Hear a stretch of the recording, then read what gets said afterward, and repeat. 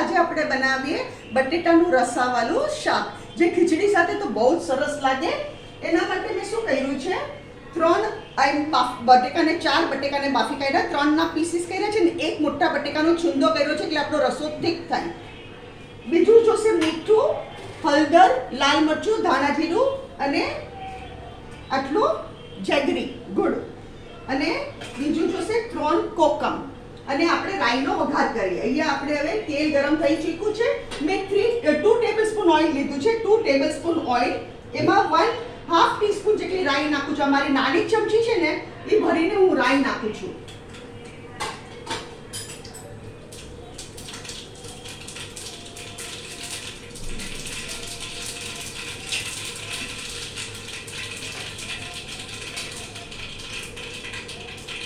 હવે આપણે શું કરવાનું, આમાં થોડા બટેટા નાખવાના, અને થોડા બટેટા નાખી દઉં, અને હવે આપણે પાણી નાખી દેવાનું. આટલું મેં એક આખો લોટો ભરીને પાણી લીધું છે.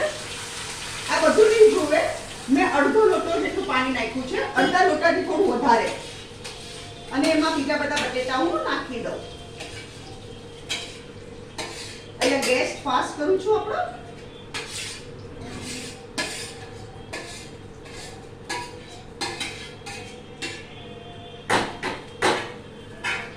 આ જેગરી નાખી દઉં છું.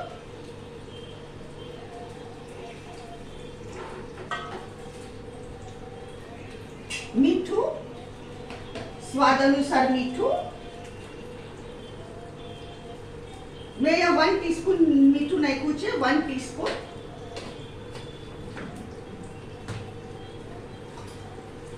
હળદર,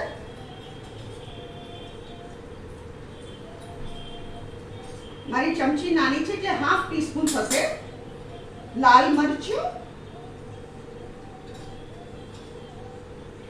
1 ટીસ્પૂન,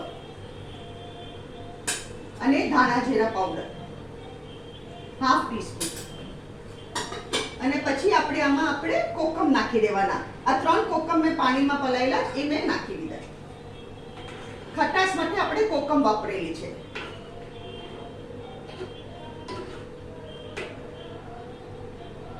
આપણો ગોળ ઓગળી જાય એટલે શાક મસ્ત થઈ જશે. આપણે આ મોટા ગેસ પર મૂકીએ એટલે આપણું ગ્રેવી ફટાફટ થઈ જાય.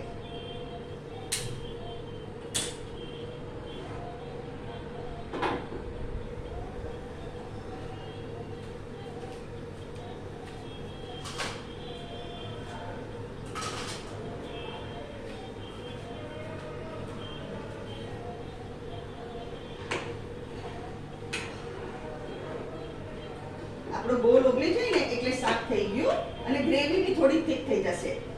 આપણે બટેકાનો છુંદો નાખ્યો છે એટલે ગ્રેવી બી આપણી થીક થઈ જશે.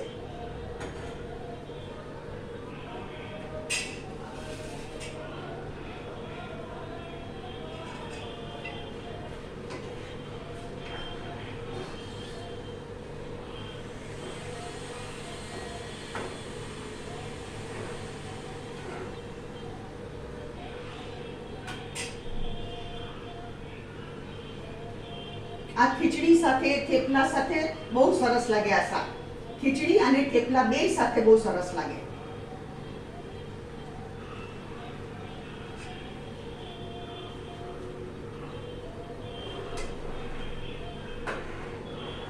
આપણી ગ્રેવી એ ઠીક થઈ ગઈ.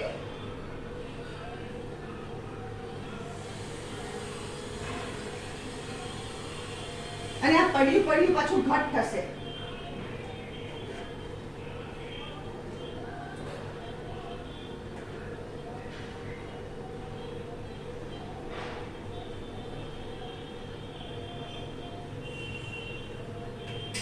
અહીંયા હું ગેસ બંધ કરું છું. ફ્રેન્ડ્સ, આ છે આપણું બટેટાનું રસાવાળું શાક. તમને અગર મારી રેસીપી પસંદ આવે તો જરૂરથી કમેન્ટમાં લખો, અને મારી વિડીયોને લાઈક કરો, શેર કરો, અને મારી ચેનલને જરૂરથી સબસ્ક્રાઈબ કરો.